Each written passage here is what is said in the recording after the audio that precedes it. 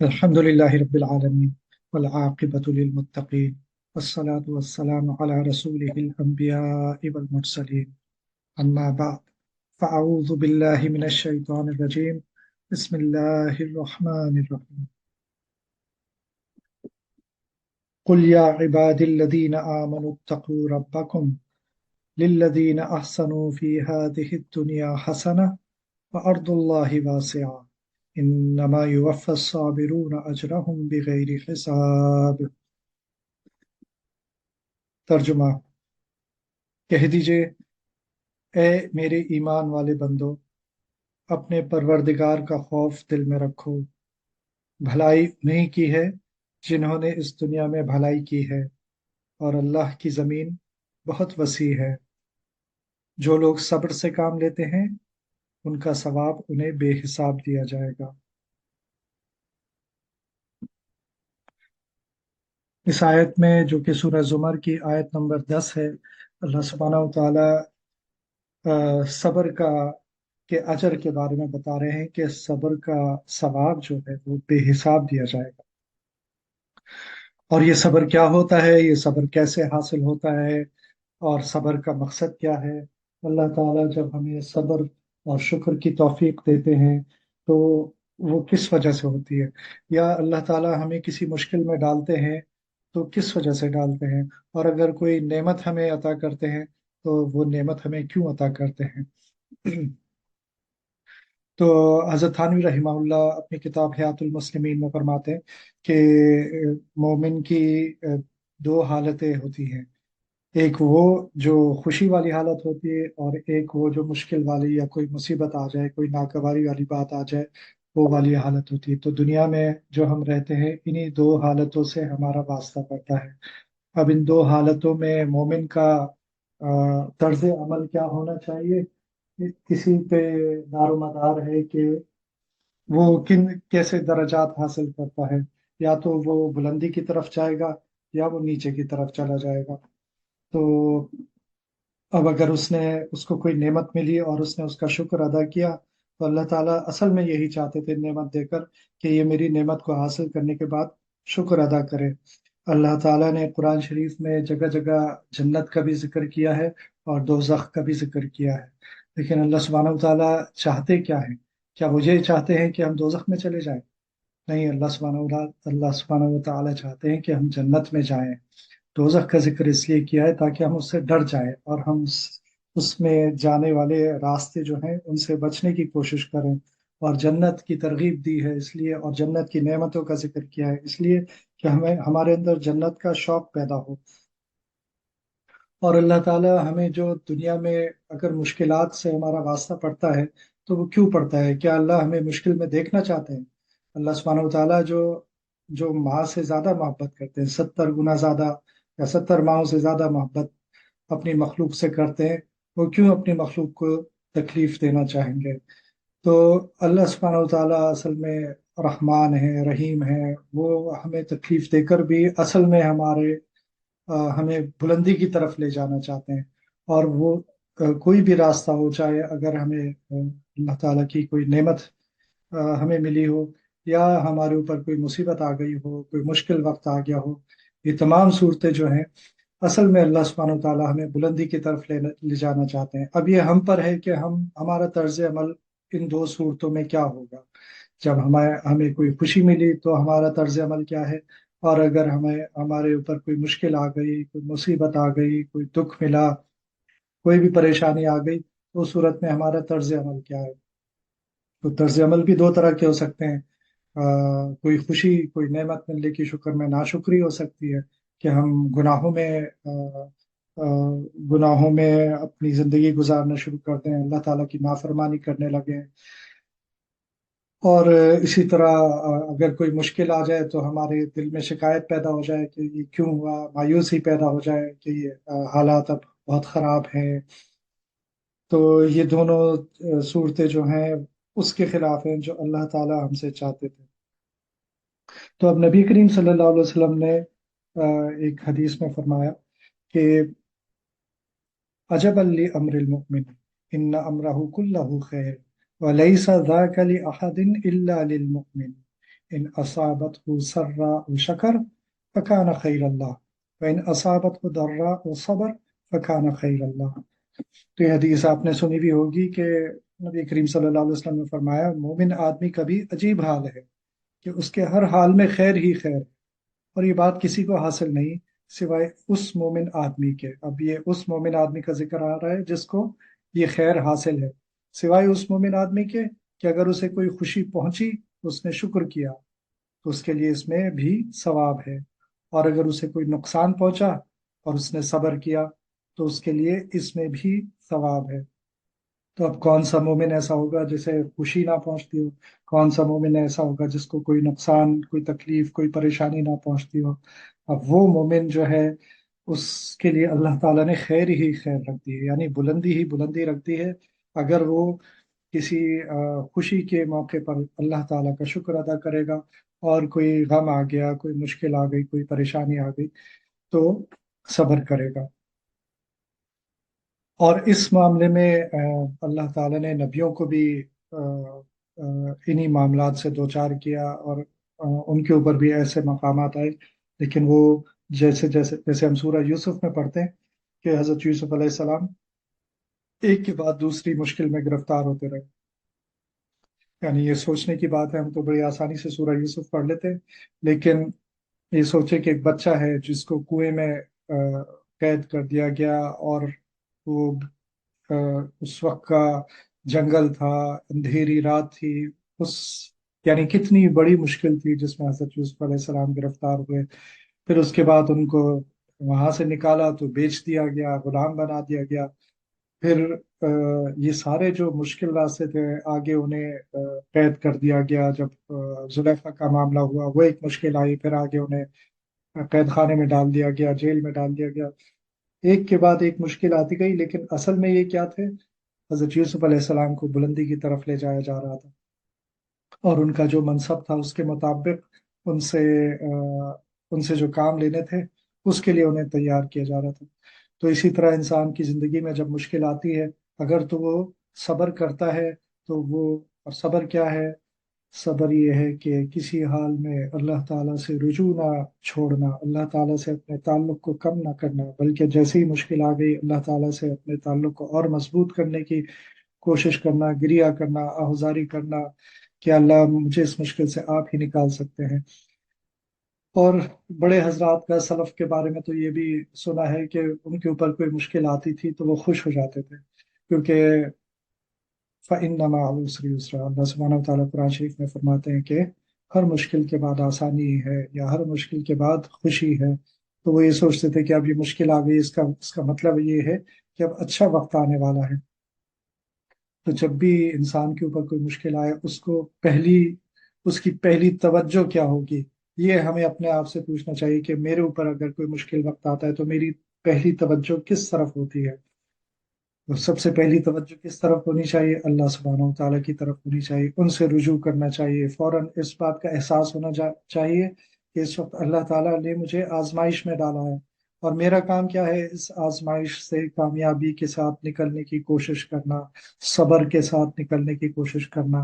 अगर मैं इसमें कामयाब हो गया तो मेरे लिए खैर ही खैर है। और फिर अल्लाह सुब्हानहू तआला ने सूरह जुमर में क्या फरमाया, बगैर हिसाब दूंगा, इसका अजर जो है वो, उसका कोई हिसाब नहीं जो मैं तुम्हें दूंगा। तो ये कितनी बड़ी खुशखबरी है। इसी तरह नबी करीम सल्लल्लाहु अलैहि वसल्लम ने रमजान के महीने को सब्र का महीना फरमाया कि रमजान जो है वो सब्र का महीना है। और उसका भी अल्लाह सुब्हानहू तआला ने रोजे का भी जो अजर मुकर्रर फरमाया, तो उसमें ये फरमाया कि इसका अजर मैं दूंगा। वहां भी हिसाब नहीं बताया कि इतना गुना, 700 गुना या 500 गुना, उसका कोई जिक्र नहीं किया। इसका अजर जो है वो मैं दूंगा।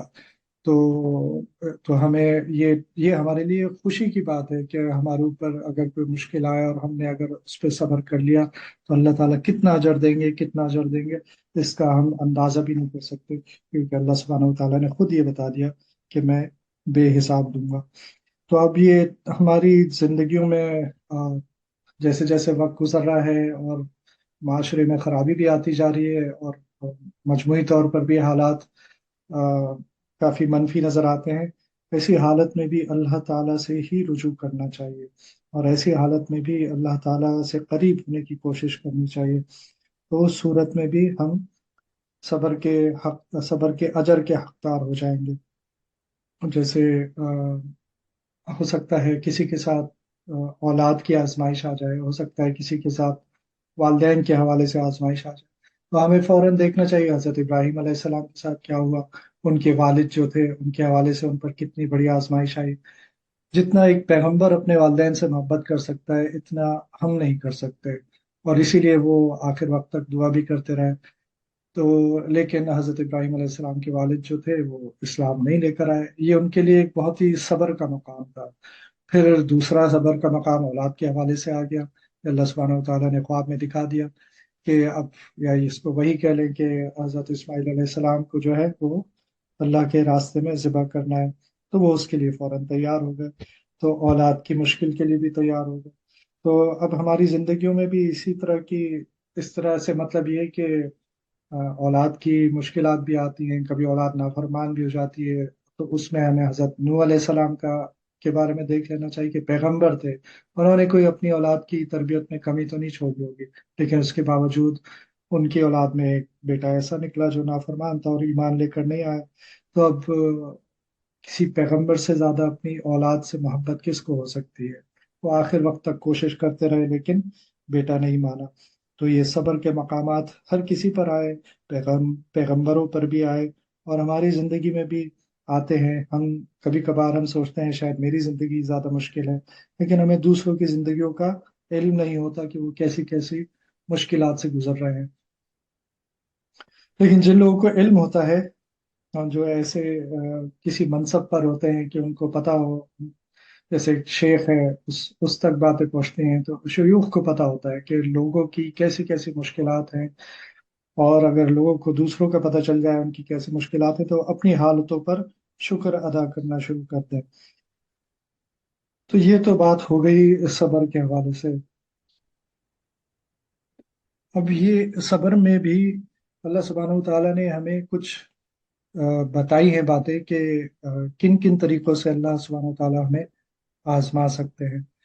تو سورہ بقرہ کی آیت نمبر 155 میں اللہ سبحانہ و تعالیٰ فرما رہے ہیں وَلَنَبْلُوَنَّكُمْ بِشَيْءٍ مِّنَ الْخَوْفِ وَالْجُوعِ وَنَقْصٍ مِّنَ الْأَمْوَالِ وَالْأَنفُسِ وَالثَّمَرَاتِ وَبَشِّرِ الصَّابِرِينَ۔ ترجمہ یہ ہے کہ اور دیکھو ہم تمہیں آزمائیں گے ضرور، کبھی خوف سے، اور کبھی بھوک سے، اور کبھی مال و جان اور پھلوں میں کمی کر کے، اور جو لوگ ایسے حالات میں صبر سے کام لیں ان کو خوشخبری سنا دو۔ آگے فرماتے ہیں الذین اذا اصابتهم مصیبہ قالوا انا للہ وانا الیہ راجعون۔ یہ وہ لوگ ہیں کہ جب ان کو کوئی مصیبت پہنچتی ہے تو یہ کہتے ہیں کہ ہم سب اللہ ہی کے ہیں اور ہم کو اللہ ہی کی طرف لوٹ کر جانا ہے۔ اولئک علیہم صلوات من ربہم ورحمہ واولئک هم المہتدون۔ یہ وہ لوگ ہیں جن پر ان کے پروردگار کی طرف سے خصوصی عنایتیں ہیں اور رحمت ہے، اور یہی لوگ ہیں جو ہدایت پر ہیں۔ تو اب اللہ تعالیٰ نے ہمیں بتا بھی دیا کہ میں ان طریقوں سے آزماؤں گا، اور جو کوئی ایسی مصیبت میں گرفتار ہوا اور اس نے ایسے موقع پر صرف اتنا کہہ دیا انا للہ و انا الیہ راجعون، تو پھر کیا ہوا؟ یہ وہ لوگ ہیں جن کے اوپر اللہ تعالیٰ کی طرف سے خصوصی عنایتیں ہیں۔ تو اب یہ چھوٹا سا ہم نے ایک کام کر دیا انا للہ و انا الیہ راجعون، تو اس پہ ہمارا یقین بھی ہونا چاہیے، صرف زبان سے نہیں کہنا چاہیے، لیکن اس کا کتنا بڑا اجر ہو گیا کہ اللہ تعالیٰ ہم پر رحمت نازل فرما رہے ہیں۔ اب یہ جو فرمایا کہ وَلَنَبْلُوَنَّكُمْ بِشَيْءٍ مِّنَ الْخَوْفِ وَالْجُوعِ، تو یہ خوف کیا ہوتا ہے؟ خوف یہ نہیں ہوتا، صرف یہ نہیں ہوتا کہ دشمن کا خوف ہو یا کسی موذی جانور کا خوف ہو۔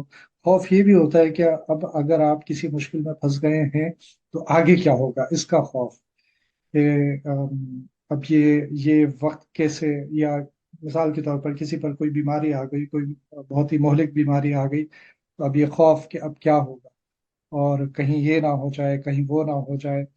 تو اب یہ تو ایک فطری سی بات ہے کہ انسان کے اوپر ایسے مواقع آتے ہیں جب وہ خوف میں گرفتار ہو جاتا ہے اور سوچتا ہے کہ اب کیا ہوگا، کہیں یہ نہ ہو جائے، کہیں ایسا نہ ہو جائے۔ ایسے موقع پر ہمیں فوراً اپنے آپ کو یہ جواب دینا چاہیے کہ جو بھی ہوگا اللہ تعالیٰ کے حکم سے ہی ہوگا، ان کے اذن سے ہوگا، और उसी में मैं राजी होऊंगा, चाहे वो बात मुझे तकलीफ पहुंचाए, दुख पहुंचाए, जो भी है। ये जब इंसान अपने आप को जवाब दे देता है तो उसके अंदर काफी अम, उसको उसके दिल को सुकून पहुंचता है कि जो कुछ हो रहा है वो अल्लाह ताला के इज़्न से हो रहा है, और मैं इसको बदल नहीं सकता। तो मैं सिर्फ ये कर सकता हूँ कि मैं गिड़गिड़ाऊं, अल्लाह ताला के आके रोऊं, गिरियाजारी करूं, अल्लाह से मांगूं। फिर अल्लाह ताला चाहेंगे, अल्लाह ताला ने चाहा तो ये हालत को बदल देंगे। और अगर वो जो मुकद्दर है वही होना है तो मैं उसमें भी राजी हूँ, अल्लाह की रजा में राजी हूँ। तो ये कुछ बातें सब्र के मुतालिक हो गई। हजरत थानवी रहमतुल्लाह ने अपनी किताब में फिर आगे शुक्र के बारे में भी बात फरमाई है, और उसमें एक बहुत ही बारीक सा नुक्ता ये है कि शुक्र करने से भी सब्र पैदा होता है। शुक्र करने से सब्र कैसे पैदा होता है? वो इस तरह के, जब इंसान अपनी एक आदत बना लेता है कि वो अल्लाह ताला की नेमतों के बारे में सोचता रहता है और शुक्र अदा करता रहता है, और उसके दिल में एक शुक्र की कैफियत पैदा हो जाती है कि अल्लाह ताला ने ये नेमतें मुझे दे रखी हैं, और जो कि अगर वो गिनना शुरू कर दे तो वो उनका शुमार नहीं कर सकता। लेकिन मुसलसल अगर उसके दिल की ये कैफियत हो कि उसको अल्लाह ताला की नेमतों का इस्तेहजार हो, और उसका दिल शुक्र से भरा हुआ हो, लबरेज हो, तो फिर जैसे ही उसके ऊपर कोई मुसीबत आएगी तो आ, वो इस बात का एहसास करेगा कि मेरे ऊपर अल्लाह ताला के कितने एहसानात हैं। और अगर ये मुश्किल आ गई है तो अल्लाह ताला मुझे जहाँ पहले इतनी मुश्किलात से निकाला है, इस मुश्किल से भी अल्लाह ही मुझे निकालेंगे। तो ये जब उसके अंदर कैफियत आएगी तो सब्र उसके लिए आसान हो जाएगा। लिहाजा शुक्र की अपने अंदर आदत डालनी चाहिए। और अल्लाह ताला की हर नेमत पर हम शुक्र अदा कर नहीं सकते, लेकिन ये कि हम अगर इसको अपनी आदत बना लें तो हमें बहुत सी नेमतें हैं जिनका हमें एहसास भी नहीं होता कि ये भी कोई नेमत है, ये भी कोई नेमत है, तो हमें उनका एहसास होना शुरू हो जाएगा। और फिर ये बहुत सारी चीजें हमारे सामने आनी शुरू हो जाएंगी जिनका हम एहसास नहीं करते कि ये भी तो है मेरे पास, और ये भी तो है मेरे पास। तो और बहुत से लोगों को हम देखेंगे, हमें नजर आना शुरू होगा जिनके पास वो नेमतें नहीं है। लेकिन जब हमें अपनी तरफ अपनी नेमतों का एहसास होना शुरू होगा तो फिर सब्र की कैफियत खुद ब खुद हमारे अंदर आनी शुरू हो जाएगी। और आइंदा जब भी कोई मुश्किल आएगी तो हम बेहतर तरीके से, हमारा तर्ज अमल जो होगा वो बेहतर होगा। नबी करीम सल्लल्लाहु अलैहि वसल्लम की एक दुआ है, अल्लाहुम्मा जअलनी शकूर अल्लाहुम्मा जअलनी शकूरा वजअलनी सबूरा वजअलनी फी आइनी सगीरा वफी अयुनिन नासी कबीरा। के मतलब ये है कि या अल्लाह मुझे बहुत शुक्र करने वाला बना दीजिए, या अल्लाह मुझे बहुत सब्र करने वाला बना दीजिए, और मुझे लोगों की नज़र में छोटा, लोगों की अपनी नज़र में छोटा और लोगों की नज़र में बड़ा बना दीजिए। तो हमें कोशिश करनी चाहिए, हम इस दुआ को भी अपनी दुआ में शामिल कर लें कि अल्लाह मुझे बहुत शुक्र करने वाला बना दीजिए और बहुत सब्र करने वाला बना दीजिए। दुआ कर लीजिए। اللهم صل على محمد وعلى آل محمد كما صليت على إبراهيم وعلى آل إبراهيم إنك حميد مجيد. اللهم بارك على محمد وعلى آل محمد كما باركت على إبراهيم وعلى آل إبراهيم إنك حميد مجيد. ربنا آتنا في الدنيا حسنة وفي الآخرة حسنة وقنا عذاب النار. ربنا ظلمنا أنفسنا وإن لم تغفر لنا وترحمنا لنكونن من الخاسرين. ربنا لا تزغ قلوبنا بعد إذ هديتنا وهب لنا من لدنك رحمة إنك أنت الوهاب. إله العالمین اطاعت توفیق عطا فرمائی، گناہ اور برائی سے بچائی، ہر قدم پر نبی کریم صلی اللہ علیہ وسلم کی پیروی کی توفیق عطا فرمائی، ضالین اور مخذوبین کی پیروی سے بچائی۔ یا اللہ آپ ہم سے راضی ہو جائیے اور ہمیں اپنے سے راضی کر لیجئے۔ یا اللہ ہمیں ویسا بنا دیجئے جیسا آپ ہمیں دیکھنا چاہتے ہیں۔ یا اللہ ہمیں بہت زیادہ شکر کرنے والا اور بہت زیادہ صبر کرنے والا بنا دیجئے۔ یا اللہ پھر ہمیں بے حساب اجر عطا فرمائیے۔ یا اللہ فلسطین کے مسلمانوں کی مدد فرمائیے، ان کو صبر و استقامت عطا فرمائیے۔ یا اللہ ان کے گھر ان کو لوٹا دیجئے، ان کا ملک ان کو لوٹا دیجئے۔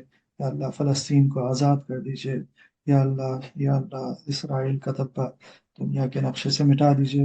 یا اللہ ظالموں پر اپنا عذاب نازل فرمائیے، یا اللہ ان کے آپس میں اختلافات پیدا کر دیجیے، بیماریاں پھیلا دیجیے، یا اللہ فلسطین کو ہماری زندگی میں آزاد کر دیجیے، یا اللہ یا اللہ جو بھی ظالم کی مدد کر رہے ہیں ان پر بھی اپنا عذاب نازل فرمائیے۔ اللہم انا نجعلک فی نحورہم ونعوذ بک من شرورہم، اللہم انا نجعلک فی نحورہم ونعوذ بک من شرورہم، اللہم انا نجعلک فی نحورہم ونعوذ بک من شرورہم، یا شدید العقاب، یا شدید العقاب، یا شدید العقاب، یا سریع الحساب، یا سریع الحساب، یا سریع الحساب، یا قہار یا قہار یا قہار۔ وصلی اللہ تعالی علی خیر خلقہ محمد وعلی آلہ واصحابہ اجمعین، آمین برحمتک یا ارحم الراحمین۔